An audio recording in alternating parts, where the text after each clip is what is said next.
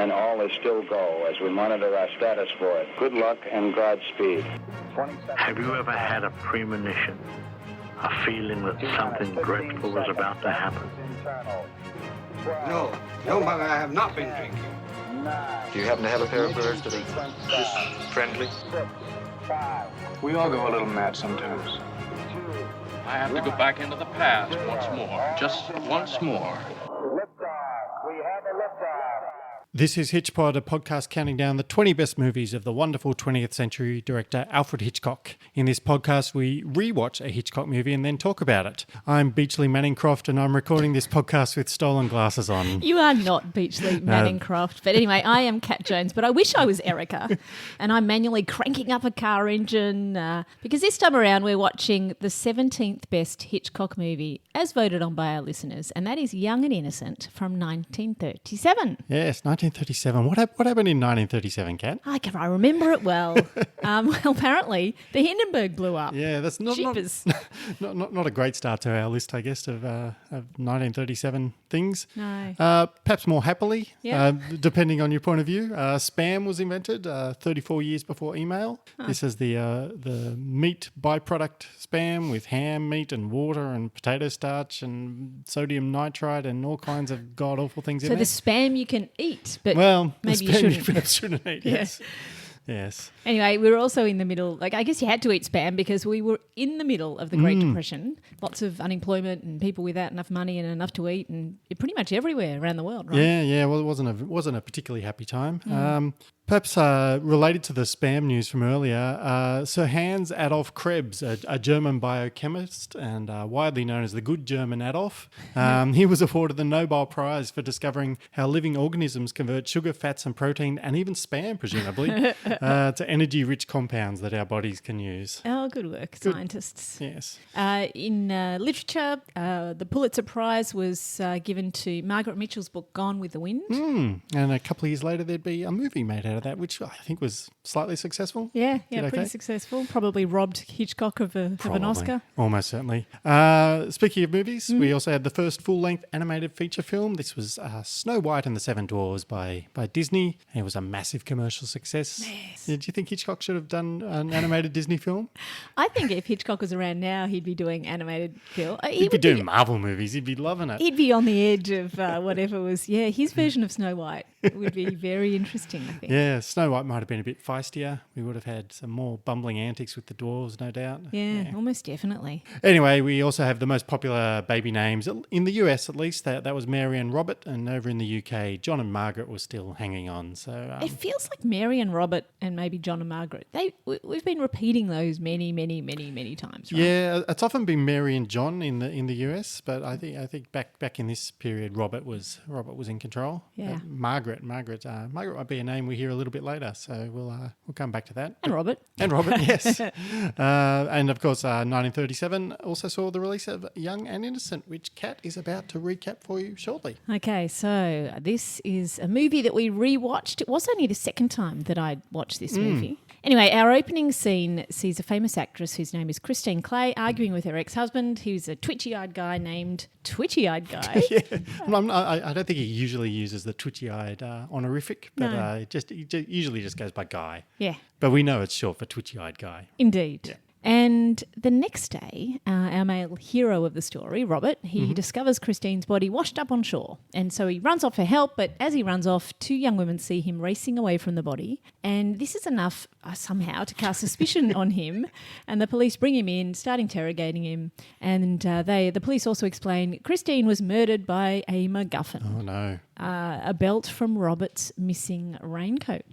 Sounds pretty dire for poor Robert. Anyway, Robert faints dead away at the news, which allows us to meet our female hero of the story, and that's Erica. And Erica is a daughter of the local police chief constable. She's feisty. She uses her inexplicable experience in the world of boxing to bring him back to consciousness. Yeah, she kind of slaps his face a bit and twists his ears and does all kinds of weird things to him to try and wake him back up. And succeeds eventually. Yeah, indeed. Anyway, next thing we know, Robert's escaped from the courtroom. He sneaks somehow into Erica's car and rides along with her until she runs out of petrol. She also runs out of police officers because there are a couple of police officers in the car with her too. Yeah. And they jumped off to get in some kind of pig cart, which they commandeered. That was fantastic. Anyway, Robert helps her push the car to a gas station, pays for the petrol, and then he kind of hides out in a haystack for the night in an old mill, and Erica finds him there the next day and gives him some food, and then they elude some incompetent cops. There are lots of incompetent cops in this movie. Plenty of those. They go on the run in the search for the missing raincoat, which they think will exonerate Robert. Yep.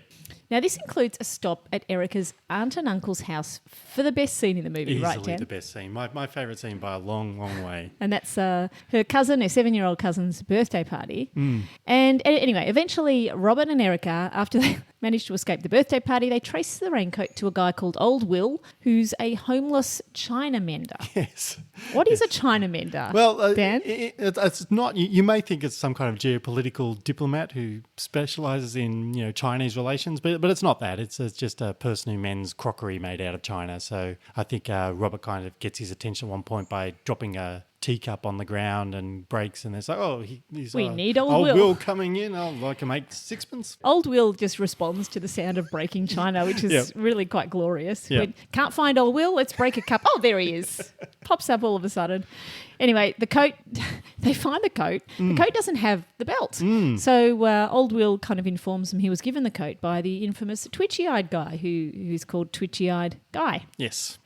Anyway, there's some more police chasing around here, some near misses at level crossings and tunnels and so on. The car goes into a hole in a mine shaft. Yep. Anyway, eventually Erica goes to save her dog, which she's been doing throughout the movie. And the adventure. A lovely dog. Yes, that's right. And so she ends her adventure there and kind of goes back to her room, but Robert escapes. Yep. And then there's a bit more tension here because Erica's father, the chief, tells her he's going to be forced to resign because of her dalliance with murder suspects. And anyway, when Robert sneaks back into her room, he declares his love for her, his willingness to surrender. Anyway, they remember a matchbook that leads them to the murderer's likely location at the Grand Hotel. That's where we see twitchy-eyed Guy playing drums for the band in unfortunate blackface. Anyway, twitchy-eyed Guy spots Old Will, who's hanging around for some reason. His eyes start twitching. He takes some medication, makes him sleepy, and he collapses mid-song, much to the annoyance of the band leader. Yes. Anyway, Erica rushes over, of course, to help him. Because she's a kind-hearted soul. She's a kind-hearted rescuer of unconscious people. And anyway, when she revives him, his eyes twitch. She reveals this is the murderer. And then, conveniently, he confesses to the murder. And Robert goes back to Erica's house for dinner. Yep, I think that's essentially it. So that's the recap of the movie. It's kind of a quick version. There's a longer version if you want to go check out our season 1 discussion of Young and Innocent. That's currently out from behind the paywall on the main feed. Feel free to go listen to that. And our first season, of course, we talked about slightly different things. We've got different segments in this season, so we're about to jump right into those. But first, we'll have a little break. It seemed to be a gamble. There weren't any walls, just a lot of man was walking around with a large pair of Darlington sleeping tablets, the proven drowsiness of somebody telling you about their boring dreams. The man was hiding behind a tall chimney, and he had a small just then the proprietor came in and accused him of cheating up 7 o'clock. This is the section where I do 3 jokes and a limerick about the movie. And this time around, I was feeling a little bit slack, so I jumped onto ChatGPT. I was going to say, I bet you used ChatGPT. Did you use it for the 3 jokes and the limerick? No, I did the limerick by myself. I'll come back to the limerick. But I did say to ChatGPT, I say, write a joke about the Alfred Hitchcock movie Young and Innocent. So here we go. So you tell me if I'm out of a job based on these 3 jokes. Okay. Why did the young and innocent protagonist in the Alfred Hitchcock movie never order the special dish at the restaurant? Because it was too suspicious. That's the joke. Does ChatGPT understand what a punchline is? Oh, I'm not sure because I did say at some point, make it funnier. So this is what it said. All right, then. can I just give a thumbs down to ChatGPT on that one? All right. Why did the protagonist in Young and Innocent feel so guilty? Because he was caught in a Hitchcock knot. I don't know what that means. It's like a hitch knot, I guess, in a tie. Oh, a hitch knot, yes. I guess that's again pretty terrible. That's thumbs down for that one. Yep, and I decided to take even more sympathy on it, and I explained to it. I said the protagonist's names are Erica and Robert. Erica is young, Robert is innocent. They are on the run from Erica's father, the chief of police. And then said, try again. Why did Robert and Erica run away from Erica's father, the chief of police? Because Erica was young and Robert was innocent? Almost, because they were playing a real-life game of Don't Get Caught and the chief was the designated it. Oh, good grief. That's thumbs down. Yeah, so I'll go back to doing the jokes, I think. I don't think you're out of a job there. Not quite yet, no. But we'll see how we go with the limerick, right? Was this a ChatGPT limerick No, or yours? I wrote the limerick myself, so you may want ChatGPT to take over the limericks next time. Yeah. Anyway, here we go. Here's the limerick. A raincoat that was lacking a belt was proof of murder, or so the cops felt. But the chief of police's daughter decided she ought to ensure justice was instead properly dealt. Oh, that's much better. Yes. You get a thumbs up for the limerick, and I have grave doubts that ChatGPT can do. Although I have put a few limerick requests into ChatGPT. It's not so bad on the limericks. Yeah, we'll give that a go next time maybe. You've got to understand the movie, and ChatGPT didn't watch this movie. No, they knew there was a protagonist, and they may or may not have been young and innocent. And it does reflect the fact that there's not much out there in the ether about movies made in 1937, right? No. You know, ChatGPT was trained on what's out there, and there's not much. Yep. So we're doing our best to rectify this. Yeah. What did you think the second time through on Young and Innocent? I loved it as much as the first time. I enjoyed the rewatch, and I really adored Erica, the feisty heroine. Yep. A few additional things that I noticed on the second time through, and I think I think most of the time though it's a pretty clear plot. Yep. Yeah. It's nice and simple. I found the whole thing just quite charmingly English. It was almost stereotypically English. Yes. It was kind of this polite veneer of the police officers when they bring him in to interrogate him. You know, so sorry to come over all accusatory on you, old man, but this missing murder belt, it's a frightfully bad look, isn't it? Yeah. And I like the obnoxious Famous Five-esque brothers Yeah. at the dinner table, all doing their jolly old teasing of one I don't another. think they were obnoxious at all. They were charming. Those Well, little they were something. brothers. Yeah. They were gorgeous. And of course, the magnificent scene at the children's birthday party. I don't quite remember if I found it as charming, as charmingly English the first time, but that definitely was the overwhelming sense of it this time, which was good. Absolutely. So let's go through some of the scenes. What's the most famous scene, and do we think it was overrated? Okay, well, I think the most famous scene is probably the long tracking shot near the end of the movie. It's mentioned quite a few times. The camera takes you from the entrance of the hotel all the way through the ballroom, through the dancers to the back of the ballroom where the band is, and then close up on Guy who's drumming away. So a beautiful long tracking shot.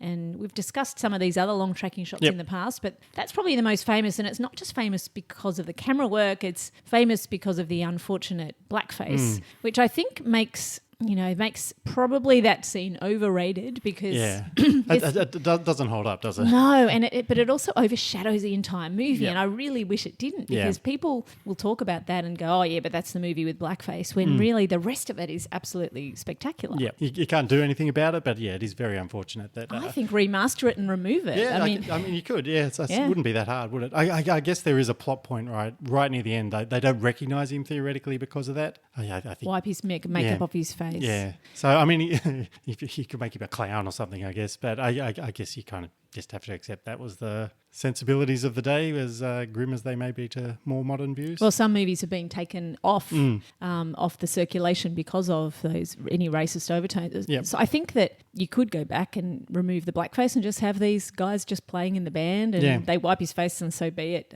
It's never mentioned overtly. No. It's just a visual thing that is just awful. It also didn't help that the actor who played Guy was perhaps... Not the greatest. Curzon? George Curzon. It's not a great performance, is it? It's terrible. Yeah. I'm glad he's only in the start and the end. Yeah, he was also in Jamaica Inn, and he was also in the first The Man Who Knew Too Much, and I don't really remember in those movies. That's because he never got a major part, because probably he was dreadful. Yeah. Anyway, if either of those movies appear in the countdown, and to be honest, I'm a bit suspicious that Jamaica Inn might sadly just miss out, but I will keep an eye out for him. Will you recognise him? I'm not sure. All right, what about an underrated scene? Okay, well, the scene where Erica, I love the scene where Erica goes into the bar. She doesn't hesitate going into these male-dominated kind of areas, and she's trying to get information about the raincoat belt, and she quite often just leaves Robert in the car. Like, this is actually pretty, she often leaves him in the car. I love that. She winds the window down for him, Yeah, though, she does. Leaves him some water. Yeah. Anyway, somehow her questioning triggers off some kind of all-in pub brawl, which is just glorious. It's supposed to emphasise, I think, how rough the pub is. Robert tries to go to her rescue, but of course she's already solved herself. She's got out, slipped out. He gets dragged into the fight. He gets a punch. He always gets knocked out. She has to rescue him again. It's just absolutely incredible. Yeah, it's a very, very funny scene. I've got a theory that maybe Robert just feigns fainting and being like after the first time he fainted and these pretty girls there to revive him. It's like, oh, maybe I'll get in this fight and pretend to be knocked out again and see if she'll revive me again. It's probably quite pleasant for him. That's what he does. I mean, I think also the other underrated scene is the brothers at lunch, which was, you found them obnoxious, I found them charming. But particularly the moment where one of them just brings a rat out from under the table and Erica's right next to him and she just looks at the rat as if to say, oh, is that all you got? Like, it does not faze her at all. That's part of the humour, I think, is that the reveal of the rat and the one woman at the table couldn't care less. It's wonderful. So there must be like 5 brothers, 5 or 4 or 5, 6 brothers. Oh, There's a lot of brothers, yeah. It's an interesting family, that one. Yeah. What else have we got here? Well, there is a book. There is a book. This movie was based on a book called A Shilling for Candles. Pretty good that they didn't name the movie that because it would have dated quite a lot to have the word shilling. Yep, and candles. Yeah, indeed. And, shillings were not the same around the world either. No. So you couldn't name it that anyway. But anyway, look, we're reading that book. We're going to discuss the book on the Patreon feed. If any patrons are there who'd like to give the book a read. Where do you get the book? You can get it. Well, it's one of those ones that seem to be very borderline in terms of being out of copyright or not. So it's available for free on Project Gutenberg Australia, which may not be an official site. I'm not sure. I just Googled Project Gutenberg and Young and Innocent, and the Australian one came up, and there's you can read it there. That's right, because copyright's different in different countries. Yeah. Anyway, if it's not legal to download it in your country, I did have a look. It's incredibly cheap on Amazon and other ebook sites, so you can search for it there, download a copy through legal means, and give it a read. And we also had some Zoom calls. Yeah, so we didn't do a live rewatch, but we did have a post-rewatch Ask Us Anything Zoom call with our patrons, and these are always really good fun. So join in if you're a patron. We can have a little chat after everyone's watched the movie about what we think about it, and that helps us with our podcast as well. Yep. So if you want to become a patron of HitchPod, patreon.com/HitchPod, $2 a month gets you access to every single thing we do. And we therefore have a listeners' rewatch ranking effectively. So what? How did this one stack up when you did all of the stats and the numbers on the rankings? All right. So I went back to the votes of everybody. So as we mentioned, this one is the 17th best according to our rankings. The highest ranking that anybody gave it was 6th. So this was someone's 6th favourite movie. Was that you? Yeah, it could have been. It could well have been. It's in close to the top 10 for me. Yep. The lowest ranking anybody gave it was 33rd, so it's a pretty wide range. About 26% of people had it in their top 20, which probably explains why it's in this list. And about 11% had it in their top 10. So 1 in 10 people thought it was a top 10 Hitchcock movie. Yeah, I can understand that some people would have to rank it really low just because of that final scene. Yep. If it had just been the patron votes, it would have been 18th. But the non-patrons, they like this one slightly more than the patrons, so they dragged it up to 17th in the list. Fantastic. We also ran some Twitter polls over on Elon Musk's Twitter, and we gauged some opinions on the movie. So, favourite male character, who do you think got that one? I don't think it was old Will, whatever his name was. Bill was a nominee, but he didn't quite get it. Okay, must have been Robert. Robert got 50% of the votes. He was a pretty likeable. Yeah, he's a likeable, amiable young man, floppy-haired. Yeah. Favourite female character? Well, this has to be Erica, surely. It's Erica with 100% of the votes. Oh, yes, she's a very, very good character. Yep. Question 3 was, what is your favourite children's birthday party game. So we had a few options here, but it was a tie between Pin the Tail on the Donkey and Mineshaft Car Drop. They both had 43% of the vote. Blind Man's Buff came in third. Question 4 was, what's your preferred method of reviving unconscious men? Slap their face and pinch their ears. Both were nominated, but the winning option was to just leave them unconscious. 50% of the vote. So do we have any other questions from our listeners? Yes, indeed. Norman Bates gives us a question every single time. Yep. Anyway, Norman Bates asks, why is Robert so lighthearted about the entire business when he's wanted for murder? Didn't people get hung for that? The answer is yes. People still got hung for murder until the late 60s in England. God.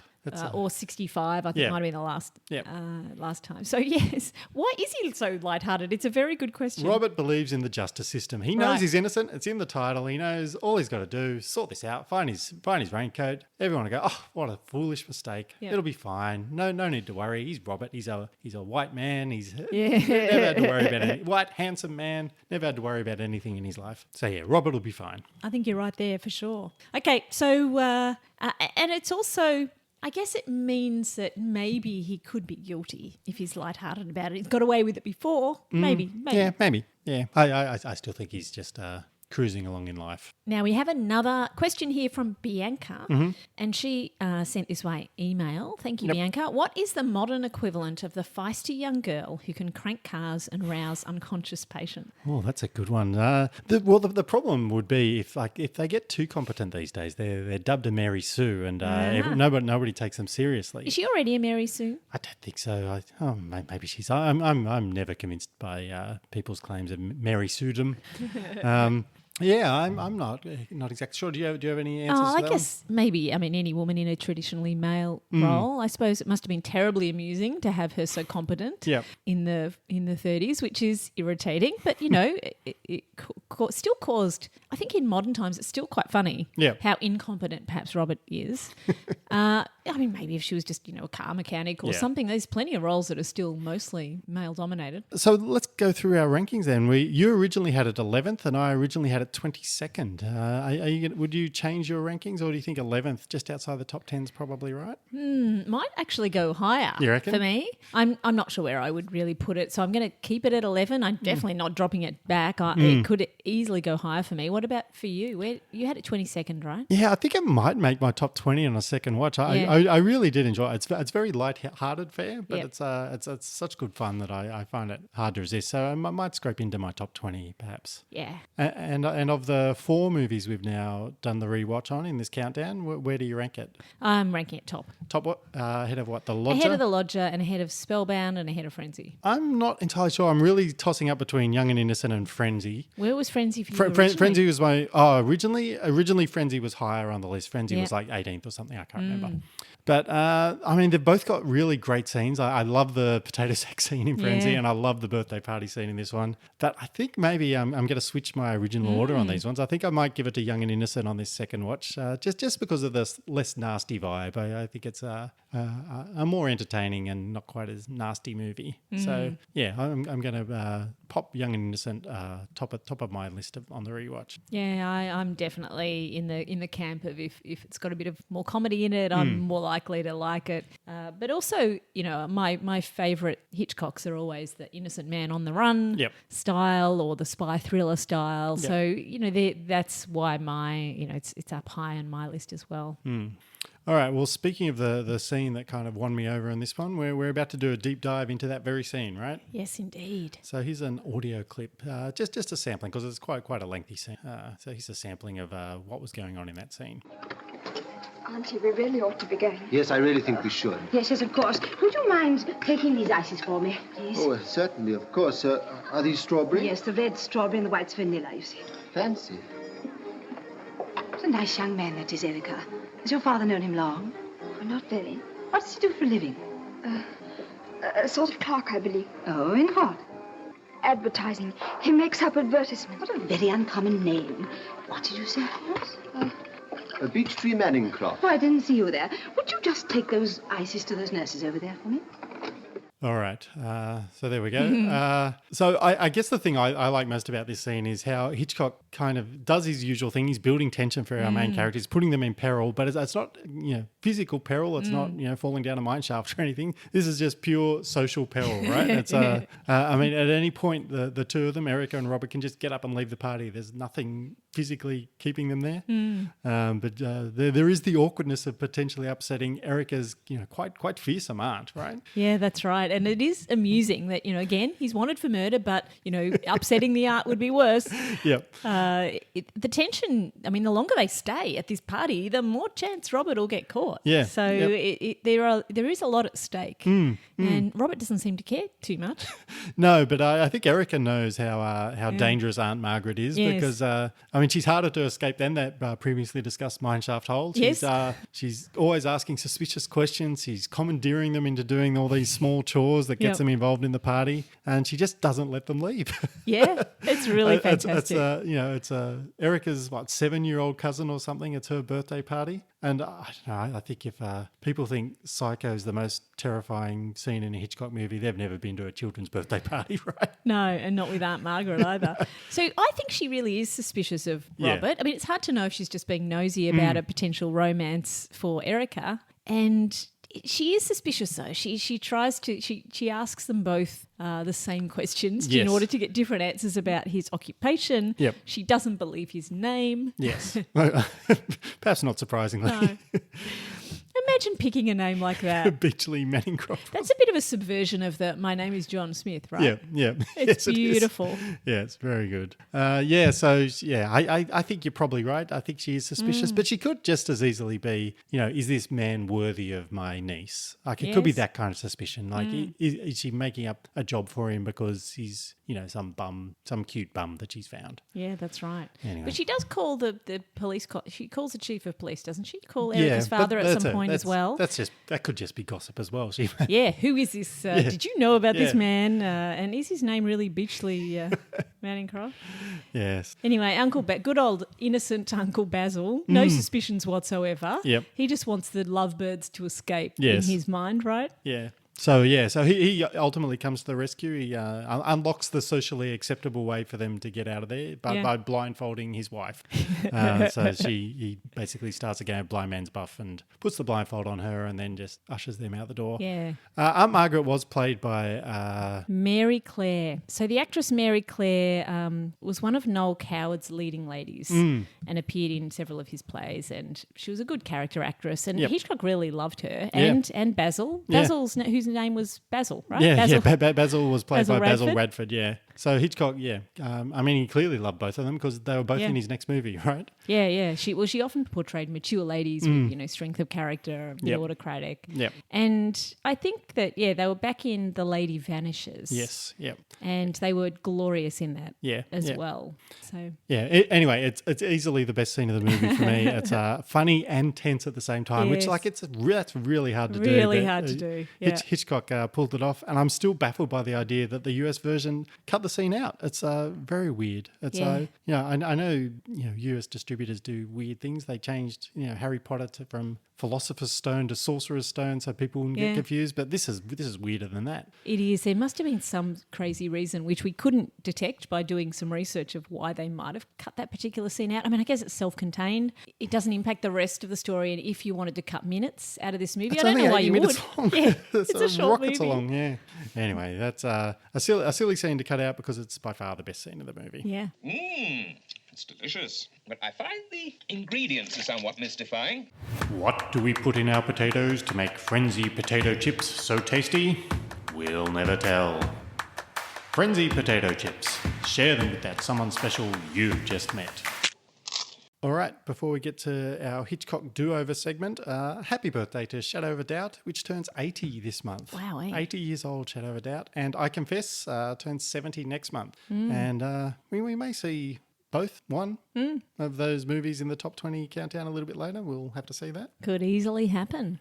So this segment, we basically, we draw on Hitch's tendency to redo ideas from his own movies. So he turns the 39 Steps into the better version, the North by Northwest version. Yeah. He redoes The Man Who Knew Too Much. So he's had 86 years to think about Young and Innocent, let's say. What would he change? What would he do over? What would he do differently? I wonder if he would change the title. Mm-hmm. Possibly not. It's actually a pretty good title. Yeah, I don't mind the title. It's again, it's better than what the American title was. The Girl Was Young? Yeah. No. Oh, that's a pretty bad title too. Yeah, that's not great. I mean, Young and Innocent, it sounds a little bit like a romance, which is kind of how it would be billed these days. It'd just be billed as a rom-com, right? Yeah, I think so. Yeah, it's just a rom-com with a bit of adventure on the side. Mm-hmm. More rom-com than adventure, I think. Yeah, definitely. A rom-com road movie, I think is what we call it. Yeah. Obviously, they get rid of the blackface. Yes, yeah. I think also if it was a modern version, I don't think you'd have to change an awful lot of the plot. No. I think, but I think with like more modern stunt work and CGI and special effects and stuff, like things like the cars zipping across the railway tracks before the train and even the mine shaft thing could be made more realistic and more, a bit more tension to them, make them more entertaining, I think. The bar brawl, for example, which kind of escalates in this ridiculous fashion, could be perhaps slightly less ridiculous, although perhaps not too much. I mean, it's obviously supposed to be slightly over the top, the movie, the kind of scrapes they're getting into. But I think there's plenty of more modern-ish movies that kind of get that vibe. Your Indiana Joneses are all this kind of slightly over the top adventure escapades, getting into all these strange scrapes. Big Trouble in Little China, Romancing the Stone, those kind of 80s movies. So I think you could do something, get a similar kind of vibe for this movie. Get a little slightly more action, a little bit more peril on that front, but yeah. You'd have to have another reason why she could start the car. And she was the only one who could start the car. I like the idea that it might be an electric vehicle that no one else knows how to operate. Yeah. And she's like technologically more advanced than anyone else. I think that's probably right. You're right, though. The story could remain much the same. I think so, yeah. And be a little bit of a throwback to a simpler time where people could escape from police lockups. Yeah. I mean, you wouldn't change the party scene at all. The party scene, I think, could be almost identical, right? Yeah. I don't think you'd have to change anything. Oh, yeah, definitely not much. Yep. It'd be great. I think maybe it'd be nice if the dog was in a little bit more peril because we never really think Erica's in any peril. You could ramp up a little bit of tension with is Robert guilty or not? So maybe a little bit more of the backstory that said, he was sleeping with the actress or whatever. Yep. That was implied. It wouldn't have been allowed to mention, but that was implied. Yeah. I mean, that does feel slightly more modern angle. Give the viewers some doubt. Is Erica actually in danger from Robert? So you worry about Erica some more. But otherwise, I don't think you need to change much. I think it's a really good movie. Perhaps ripe for a remake if someone out there wants to do it. I'd love to see it remade. It's really good. And if we did remake it, which modern actors would Hitch choose to cast in the parts of, I guess, Robert and Erica? Yeah, they're the main ones, right? Yeah. Well, I think Timothée Chalamet has the kind of boyish charm and floppy-haired handsomeness of Robert. So what's he been in? He was Laurie in the most recent film version of Little Women, so he seems very cut out for this kind of British kind of, like a young Hugh Grant style of, kind of floppy and dopey and fun. Yeah. Well, I would like to cast Paul Mescal, who's got a bit of an Irish accent. I think a different accent I think would add to this. I mean, of course, he can play any accent. So Paul Mescal's also been in some quite serious things lately. Right. So I think it'd be nice for him to have a more lighthearted role because he's currently, I think, nominated for After Sun for an Oscar. He was in the TV series Normal People, playing one of the leads there. So I think it'd be nice to have him. So they can both go up for an audition. They can fight over it. I think for Erica, I'd quite like to see Alison Brie, Annie from Community, have a crack at that. I think she's got the kind of the spunk and personality. She's beautiful. She's humor. funny. I think she could definitely make that role work. I think she'd be great. Oh, the only person I'm casting against her is Florence Pugh because I just basically nominate her for every single female lead role in every Hitchcock. Yeah, and for Aunt Margaret, I like Kathy Bates of Misery fame. I think she'd be fantastic in the role. Oh, yeah, that's great. Yeah. Fantastic. What about a sequel? How would we add a sequel to the movie? Well, we want Robert and Erica in the sequel, don't we? Yeah, I think so. They're the Both stars of of them the show. together? Yeah, I quite like the idea that Robert, because we know that Robert's been left money by the murdered actress. So I think that could be kind of your starting point, because we don't really follow up on that in this movie. Yeah. So, I don't believe Robert was the only man she was having an affair with. No. So I think one of her other lovers who we hadn't previously seen, I think maybe he thinks he deserves the money, and maybe he kidnapped somebody, Erica's father or brother or dog or somebody. Yeah. And There's plenty of brothers. Yeah. So maybe not a brother, because they may not notice one of them had been kidnapped. So anyway, he kidnaps somebody and threatens to kill them unless Robert signs the inheritance over to him. And then Robert, of course, would be willing to comply, because that's just who Robert is. But Erica wouldn't hear of it, and adventure ensues. They track him down, and chaos, action-packed adventure. Another item of clothing is As mislaid. a clue, yeah. Not as young, but even more innocent, I think, is the title of that one. Slightly less young. Yeah. What about a prequel, though? Oh, a prequel. Okay. I like the idea of a time travel Groundhog Day style film where everybody is trapped in an eternal children's birthday party. It's horrifying for everybody involved. They can't escape. Nobody can escape Aunt Margaret. She's running the show, and like you keep looking at your watch, and it's always perennially. Is this 2 o'clock Is this or a something. horror movie? I think so. Yeah, that sounds ghastly. Because there could be clowns. Yeah. Well, there was a magician at the party, right? And that was pretty horrific. yeah, so I'm not quite sure how the movie resolves, but I do know that Robert and Erica are no help, because they show up at one point and then they disappear, and everyone else is still trapped in this hideous birthday party. Yeah, I don't know that prequel would get the green light. It's very scary though. Yeah. Low budget. Yeah. He's just shooting the same scene over and over again. And so if it's a prequel, it'd be called Incredibly Young and maybe Innocent. Yeah, maybe not. And what about if it was an 8-part TV show? So we're trying to find here some kind of minor character or even a major character getting their own spin-off Netflix series. Yeah. Maybe Erica's brothers. I like the idea of every week they have to solve a crime that their father has messed up. So every week he's threatening to hand in a letter of resignation because he's botched some other investigation. And the boys all come together each time they solve the crime, like Hardy Boys style. It's like, all right, off we go.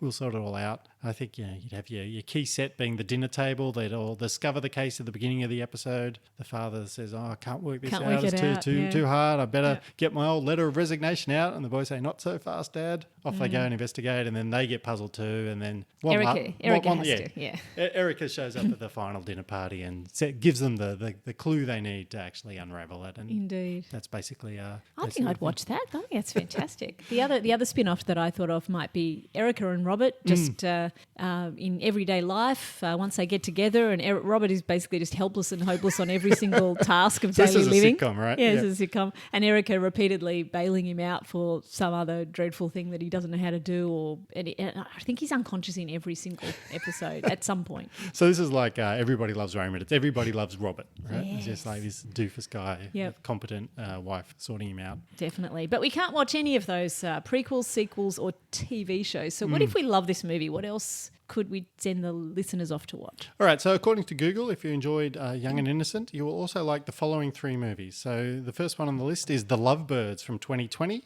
It's a couple experiences a defining moment in their relationship when they are unintentionally embroiled in a murder mystery. Their journey to clear their names takes them from one extreme and hilarious circumstance to the next, and they must figure out how they and their relationship can survive the night. And it stars Camille Nanjiani. Oh, really? Yeah. I want to go watch that. So it's on Netflix, so we can watch it anytime you like. Yeah, that sounds good. A terrible title, though. Yeah, well, I've already forgotten it. The Lovebirds. Yeah. The other movie on the list, Tell No One from 2006. A man receives a mysterious email appearing to be from his wife who was murdered years earlier. Ooh. He frantically tries to find out whether she's alive, but he finds himself being implicated in her death. This one's a French thriller. Probably doesn't sound as humorous, but yeah. No, and the plot sounds like, we've seen this plot before, right? Yeah. Anyway, it's a good premise. All right. So, but if you want to go back to something in the similar era to Young and Innocent, then I give you I Wake Up Screaming from 1941. It's a great title. Yep.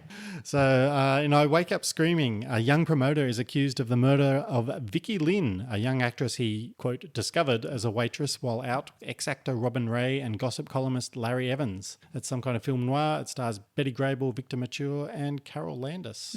So, any of those 3, story apparently would suit you if you enjoyed Young and Innocent. Excellent. And there was another movie of 1937. And what we've been doing is watching the movie that won Best Picture at the Oscars of the same year where Young and Innocent was eligible, which was, I guess, 1938. Yeah, well, actually, this one's technically this one's slightly different. I did some careful calculations here. This movie was released in England in 1937. It was released in the US in 1938, so it was eligible for the 1938 Oscars. Well, the Oscars for it was up against 1938 movies. Yeah. So, but the one that did win was not Young and Innocent. You Can't Take It With You was the 1938 Best Picture, directed by Frank Capra, starring Jean Arthur, Lionel Barrymore, James Stewart and Edward Arnold. And so that's what we'll be doing next month, a face-off between You Can't Take It With You and Young and Innocent, probably conveniently beside one another on the DVD shelf there.